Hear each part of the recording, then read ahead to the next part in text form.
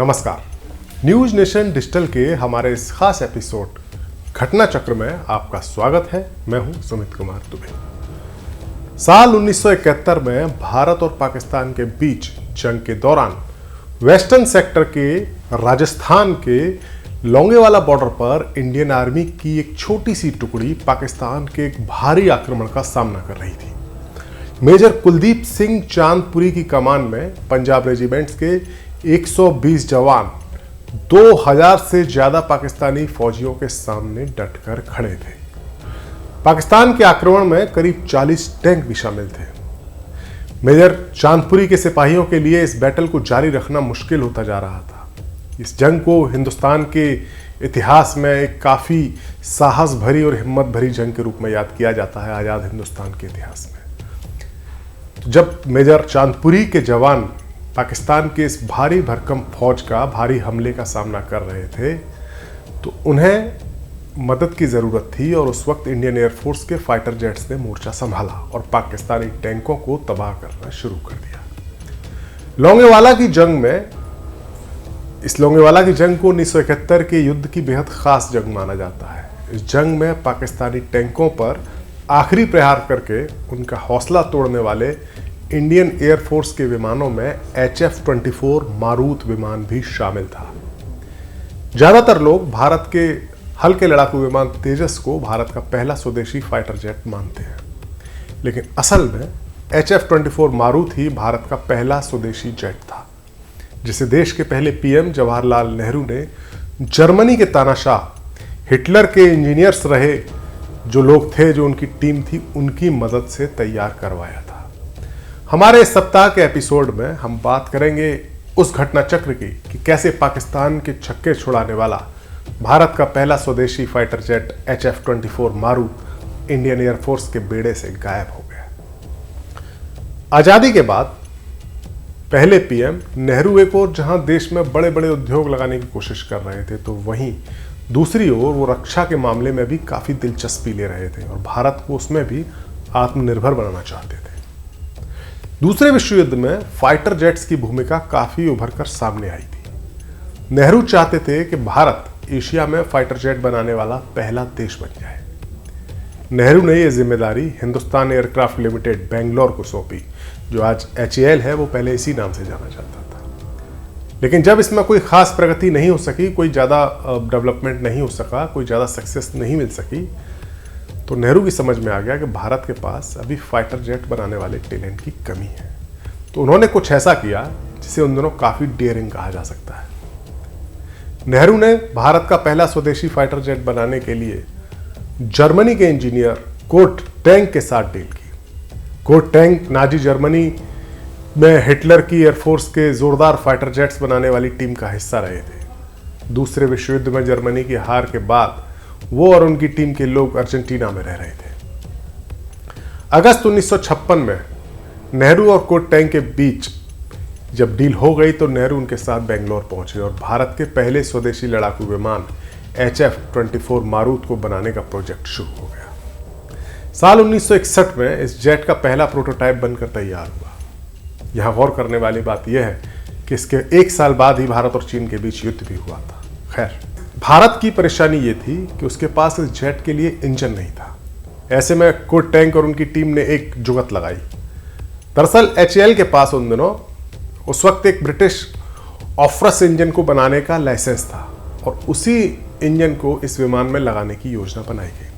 हालांकि इससे पहले अमेरिका, सोवियत संघ और यूरोपीय देशों के भी कई इंजन मंगाए गए, उन्हें टेस्ट किया गया, लेकिन ये कारगर साबित नहीं हुए। फाइनली जब ब्रिटिश इंजन को इन जहाज़ों में सेट किया गया तो 1 अप्रैल 1967 को 2 HF-24 मारूत विमान इंडियन एयरफोर्स के सुपुर्द किए गए। मारूत विमान हाई ऑल्टीट्यूड पर 1086 किलोमीटर प्रति घंटे की रफ्तार का प्रदर्शन करके काफ़ी मशहूर हुआ। यही नहीं, कंट्रोल लैंडिंग और कम ऊंचाई पर स्थिरता के साथ उड़ान भरने के लिए इसे काफ़ी कारगर माना गया। शुरुआत में इंडियन एयरफोर्स इसे इंटरसेप्टर की तरह इस्तेमाल करना चाहती थी, लेकिन बाद में इसे ग्राउंड अटैक के लिए इस्तेमाल किया गया। भारत का मकसद आवाज की गति से दोगुनी स्पीड यानी मैक 2 की रफ्तार वाला विमान बनाने का था, लेकिन मारूत कभी मैक 1 की रफ्तार भी नहीं पकड़ सका। पहले पीएम पंडित नेहरू ने जिस स्वदेशी फाइटर जेट मारुत को बनाने का काम शुरू करवाया था, उसकी असली परीक्षा देश की तीसरी पीएम और नेहरू की बेटी इंदिरा गांधी के कार्यकाल में 1971 की जंग के दौरान हुई। उस वक्त जब बांग्लादेश के मसले को लेकर भारत और पाकिस्तान आमने सामने थे। मुख्य युद्ध तो देश के ईस्टर्न सेक्टर में चल रहा था, जहां पूर्वी पाकिस्तान में भारत की फौजें घुसी हुई थी, लेकिन जो पश्चिमी सेक्टर था, जहां पश्चिमी पाकिस्तान था, वहां से भी पाकिस्तान की तरफ से हमले हुए थे। हालांकि मारुत को जमीन पर हमला करने के लिए ही इस्तेमाल किया जा रहा था, लेकिन इस जंग में उसने एक फाइटर जेट, एक पाकिस्तानी फाइटर जेट के साथ हुई डॉग फाइट में मारुत में सवार स्क्वाड्रन लीडर के बख्शी ने 7 सितंबर 1971 को पाकिस्तान के एक F-86 सैबर जेट को मार गिराया था। लोंगेवाला की इस जंग में विमान ने पाकिस्तान के 30 से ज्यादा टैंकों को तबाह करने में अहम भूमिका निभाई थी। 1971 की जंग में HF-24 मारुत का इस्तेमाल मुख्य रूप से राजस्थान के सेक्टर में ग्राउंड फोर्स को सपोर्ट करने के लिए किया गया था।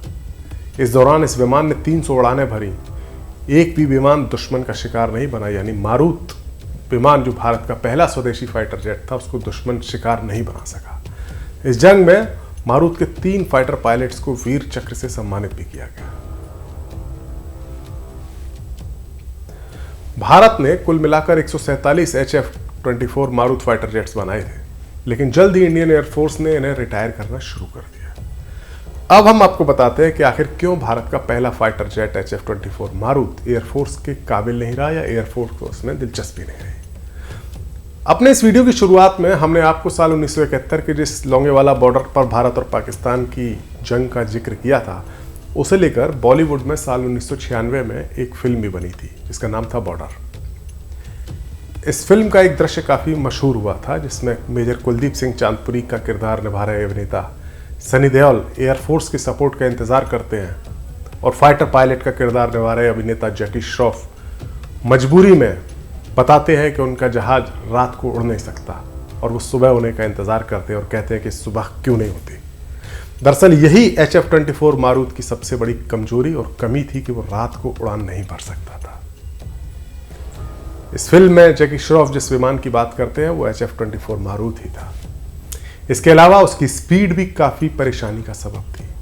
मारुत की स्पीड रूसी फाइटर जेट MiG-21 और पाकिस्तान के पास मौजूद fighter jet F-104 star fighter से काफ़ी कम थी।